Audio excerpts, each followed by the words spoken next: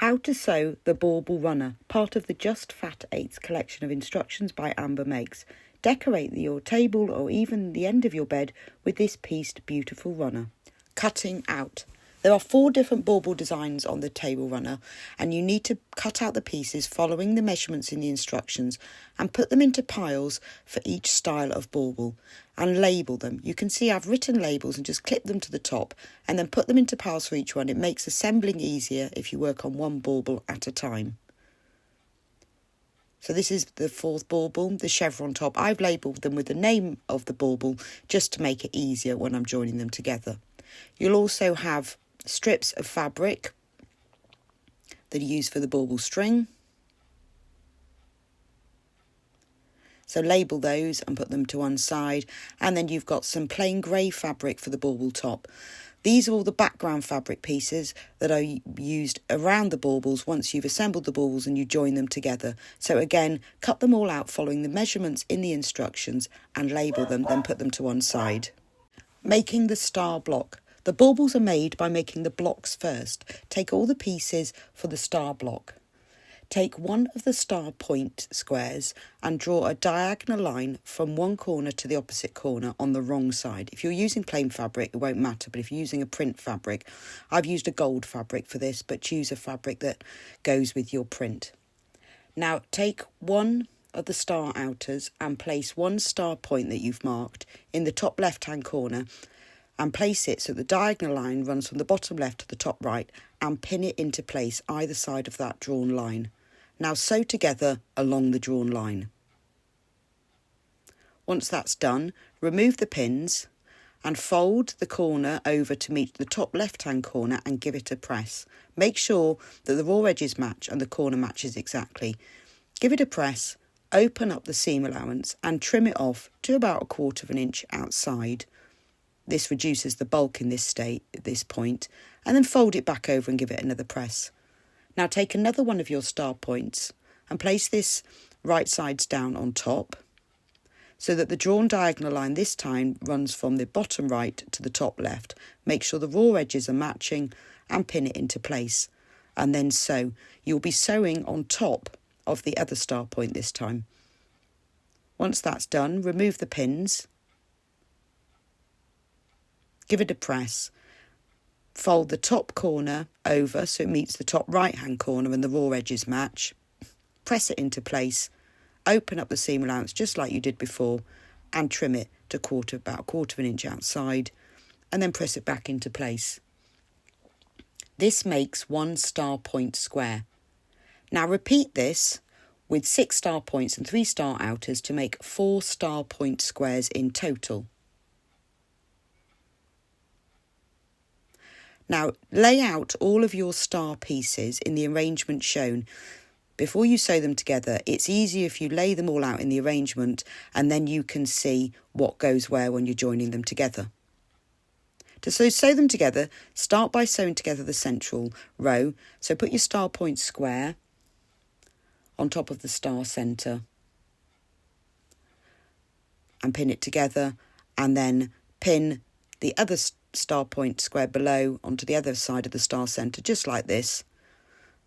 Pin it together and then sew it together and that creates the centre row.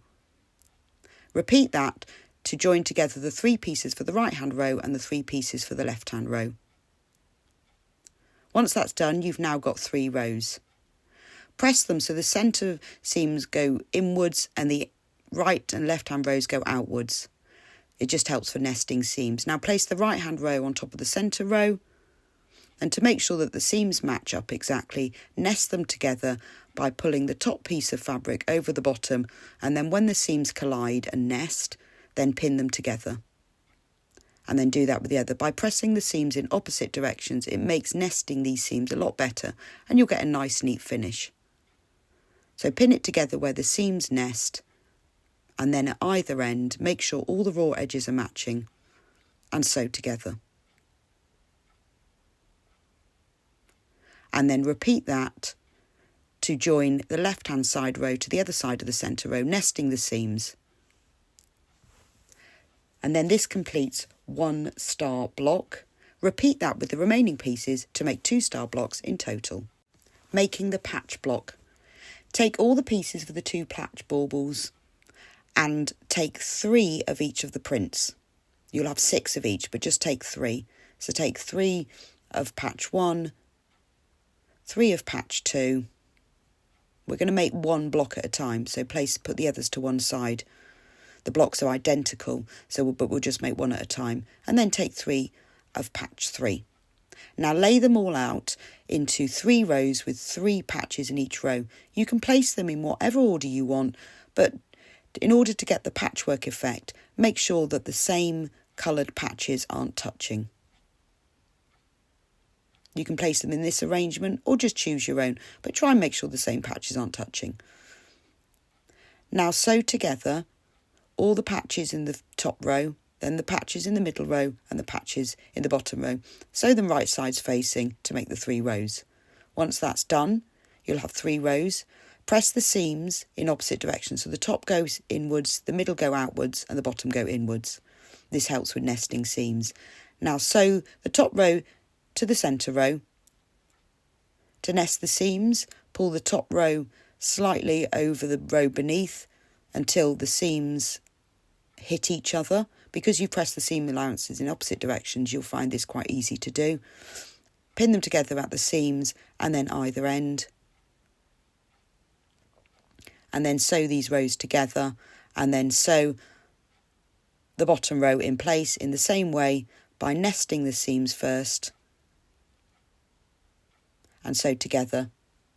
This completes one patch block. Press those seams open, then use the remaining pieces to make another patch block in exactly the same way. Making the chevron block. Take all the pieces for the 2 chevron baubles. Then take 1 HSTA square and put the others to one side. Put the label back on top and then take 1 HSTB square and put the others to one side. Now place these 2 squares right sides facing, making sure all the raw edges match up, and pin them together all the way round. So if you just put 1 pin in each side, that will be enough.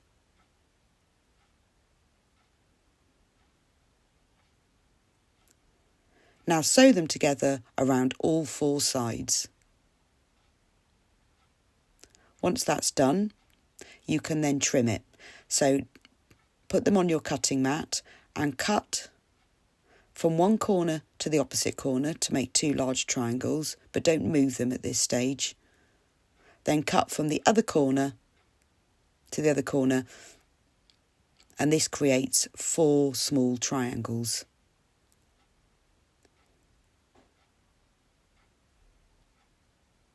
Take one of the triangles and open it up and press the seam allowance to one side towards the darker fabric, or just whichever fabric you like, it doesn't really matter, and that creates an HST. Repeat that to press open the others, so you've now got 4 HSTs. You now need to trim these so they measure 1.5 inches square. So take one of them and place it on your cutting mat.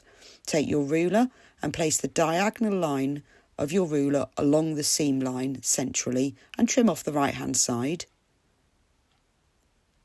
Now turn it around and place your ruler so the 1.5 inch mark lies along the edge you've just trimmed, and trim off the edges. Now that's 1.5 inches wide. To make it 1.5 inches square, line up your ruler with the top right hand corner where the seam meets and trim off the edge. Then turn it around. Line up the 1.5 inch mark on your ruler with the edge you've just trimmed and trim off the other side. And your HST now measures exactly 1.5 inches square with all the lines running through the middle. Repeat this with the remaining HST A and B blocks to make 12 HSTs in total. Now lay all the HSTs right sides up into the chevron pattern as I'm showing you here.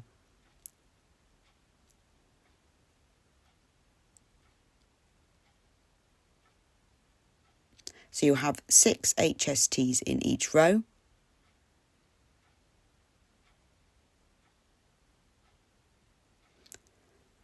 Oh, you can just see that I've got that one the wrong way round, because it should go in a zigzag like a chevron pattern, But you'll soon see as you place them up, the right sides up, that you've got the chevron pattern there, and it will go into a zigzag of 2 rows with 6 HSTs in each row. Just double check that you've got that nice chevron pattern. Now separate the rows, and you need to join all the HSTs in the top row together by placing them right sides facing. So place the first one and the second one right sides facing. Because you've trimmed them to the same size, they will match up exactly. Pop a pin in and sew them together one at a time. Once you've sewn 1 and 2 together, sewn 2 and 3 together. And then repeat that to make the bottom row in exactly the same way. Once you've sewn the 2 rows, press the seams to one side on the top row and the seams on the other side on the bottom row, press them the other way. Then you can join the top row to the bottom row, and because you've pressed the seams in opposite directions, you can quite easily nest the seams. They're only little squares, so they will match up quite nicely, but do pin them at each seam before you sew. Because you've got a lot of fabric here, it's a little bit bouncy. So if you pin them, nest each seam and pop a pin in, it will hold them together while you sew. So repeat that all the way along and then sew the 2 rows together. Once that's done, give it a good press and press that seam open and flat just to help reduce the bulk. Now take the top strip. So you've got there's 2 strips, the top and bottom. Take the top strip and sew that to the top of the chevron centre bit and the bottom strip. So place that right sides down on top. Turn it over though and sew it in place from the side with all the seams. Because you've pressed them to one side, you want them to stay facing that direction. If they get twisted, then it'll be a bit bulky. So if you sew it from this side, you can make sure that those seam allowances don't get twisted. Once you've sewn the top one, sew the bottom one on in exactly the same way. Again, match up the raw edges and pin it into place before you stitch. Pin it either end and then pin it in the centre, and you can be sure it fits exactly.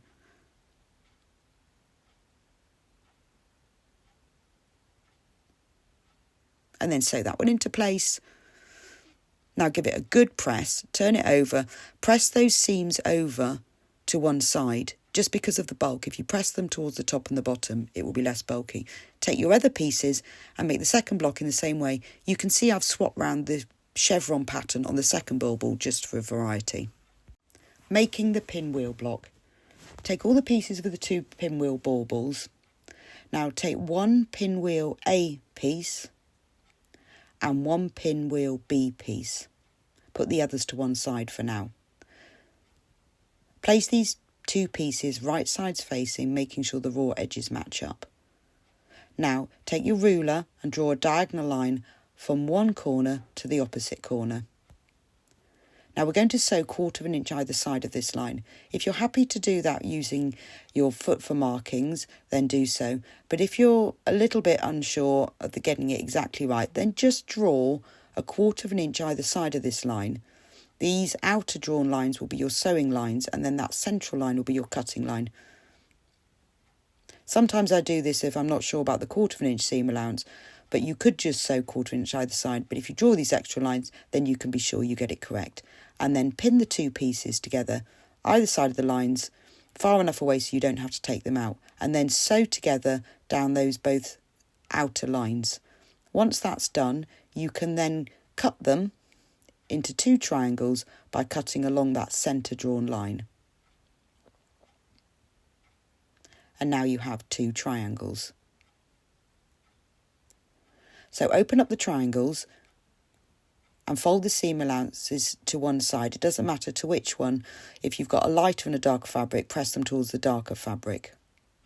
And that creates 2 HSTs. Now we now need to trim these HSTs to make them the right size. They need to be trimmed into a 3.5 inch square. So place the line on your ruler along the seam line. So the diagonal line needs to go on the seam line, and trim off the edge.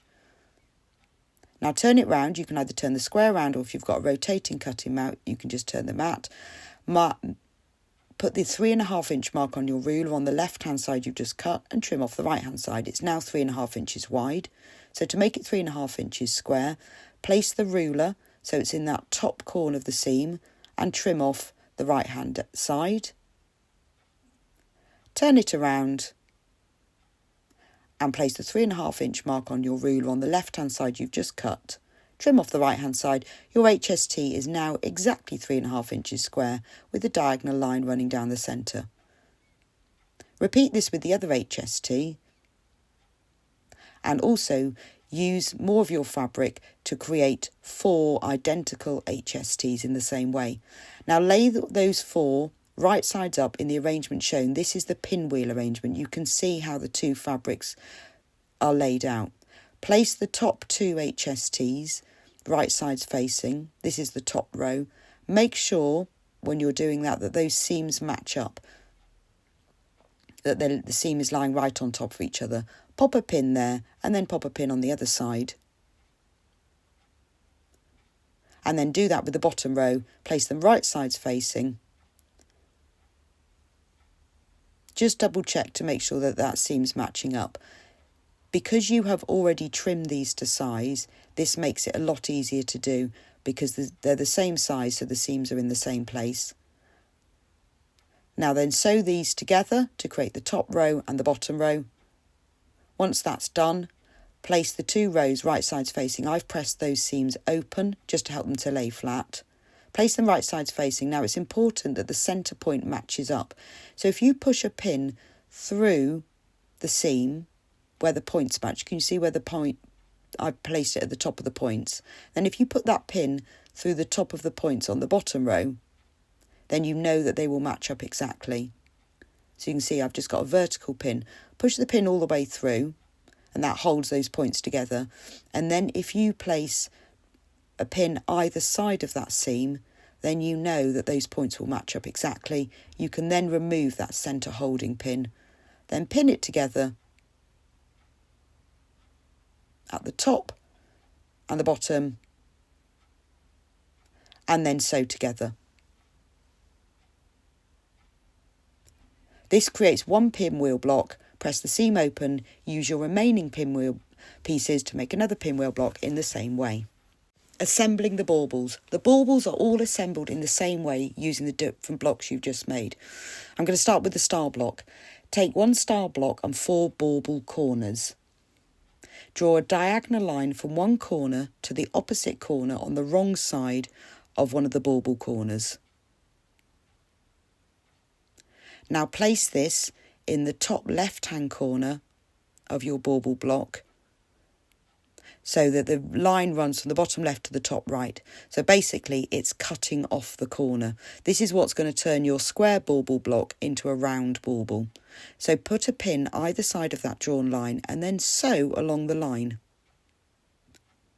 Once that's done, take the corner of the plain fabric and match it up to the corner that you've sewn on. This just makes sure it lays straight if you press it first. Then trim off the seam allowance to about 1/4 inch outside of the seam allowance just to reduce the bulk in this corner and then press it back into place. And that's cut off 1 corner. Now repeat this with the remaining 3 bauble corners, drawing the diagonal lines and placing them so that the diagonal line goes across the corner, turning your square into a sort of circle. So pin them into place, draw along the diagonal lines, sew along the diagonal lines and then trim them.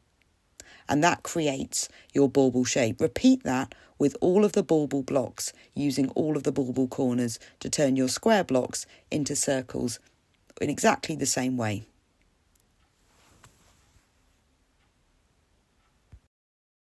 Attaching the bauble tops. We'll start off by attaching the top to the star bauble. So take all the pieces that you need and we're going to make the bauble top to start with, and then we'll make the ribbon and then we'll attach the base. So take all of these pieces, all of this is listed in the instructions, and there's the base piece. So let's start off by making the bauble top. With right sides facing, sew 1 bauble top side to the left hand side of the bauble top. And then sew the other bauble top side to to the right hand side of the bauble top. You can see the short edges, they're cut to the same size, the same width, so they will match up. Sew these together, and this creates the bauble top section. Press the seams towards the bauble top to make it slightly raised. Now sew this right sides facing to the top of your bauble.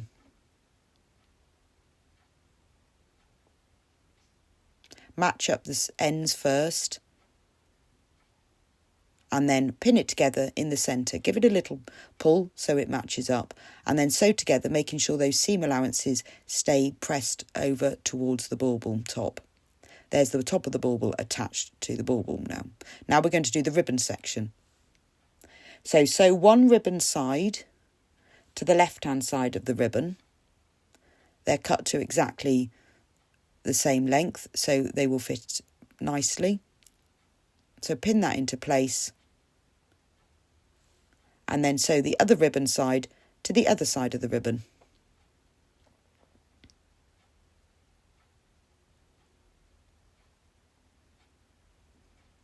You can see here that I've used fabric that matches the bauble for the ribbons, but you can alter this when you're cutting out if you like.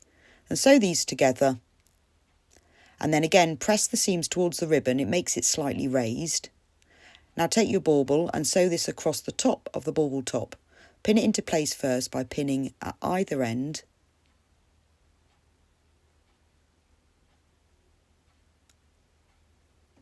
And then pin it together in the centre. Make sure the raw edges are matching when you do this. You might have to give it a little pull so it fits exactly. They're the same size, but the seams sometimes pull it in a little bit. Now sew across to join the two together. Once that's done, press the seam open and flat. Now take the bauble base and sew that right sides facing to the bottom of the bauble. Again, always match up the side and top raw edges and pin at either end first. And give it a little pull so it matches, and pin it in the centre. Sew the two together with the pieced bauble on top so that you can make sure all those seam allowances stay pressed open or to one side. Once that's done, repeat that with all of the baubles, and you're going to have made 8 bauble blocks in total, so they've all got tops, ribbons and bases. And you can see that with mine I've got the ribbons to match the baubles, but you can change this, and I've used a plain grey fabric for my bauble tops, but again, that's up to you what you use. A metallic or a sparkly fabric would look really nice for the bauble tops. So your bauble blocks are now finished, and you have got 8 of them in total. Joining the bauble blocks. Lay out all the bauble blocks in the order you prefer.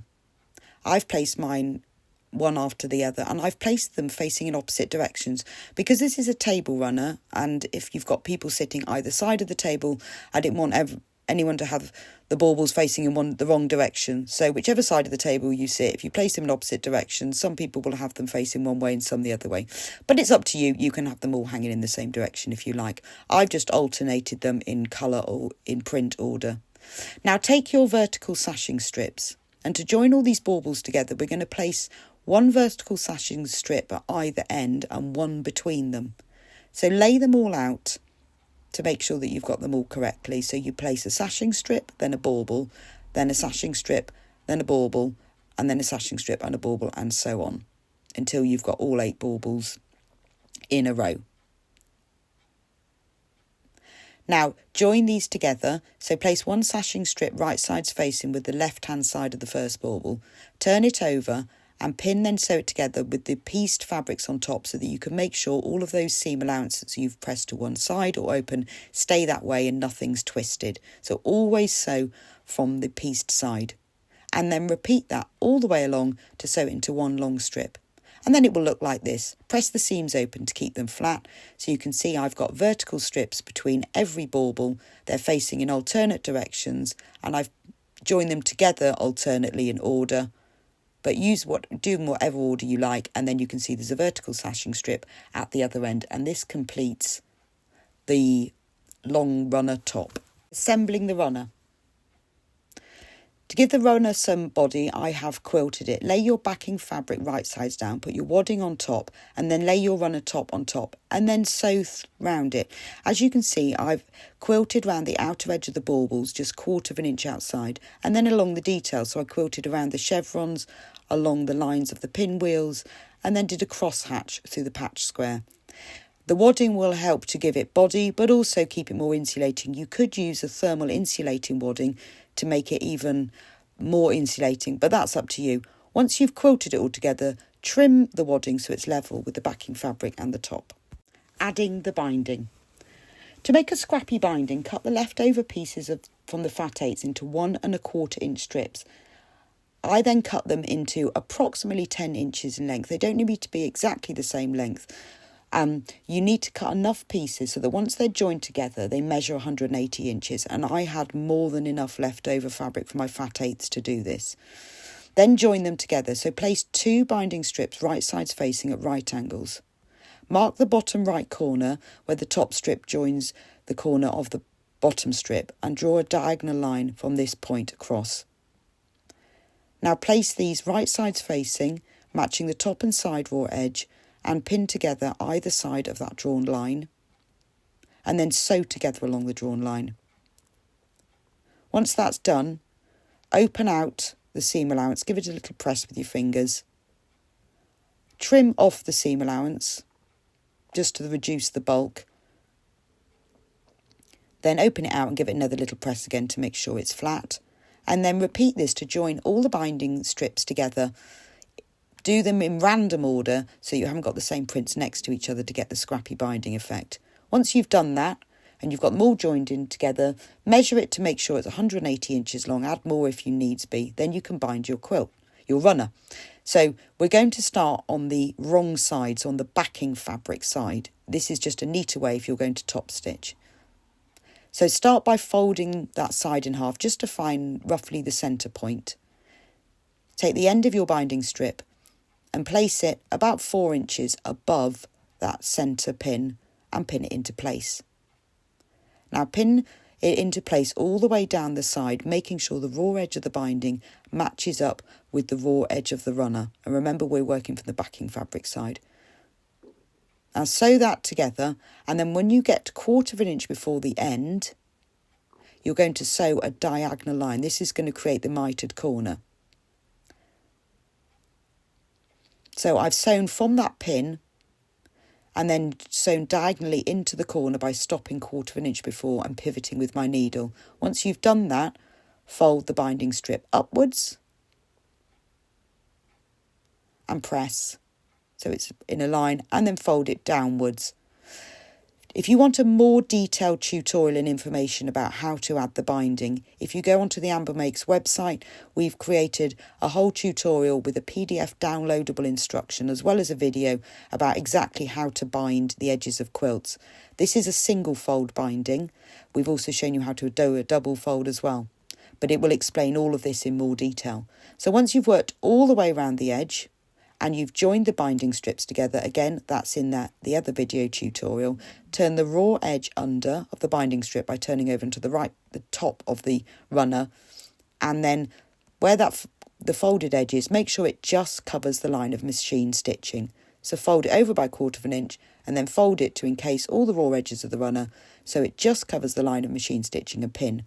When you get to the corners, I always like to pin either side of the corner. It makes it easier for mitering the corner.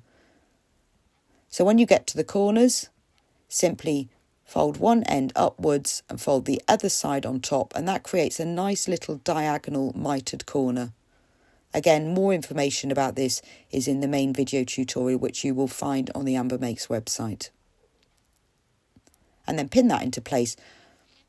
Now continue folding under and pinning this binding into place all the way around the edge of your runner. Once that's done, top stitch into place just in from the edge of the binding for a really neat finish. And there is your beautiful patchwork table runner finished using fat 8s and any of your scrap fabrics with just a plain fabric to use for the background. And it's all ready to decorate your table.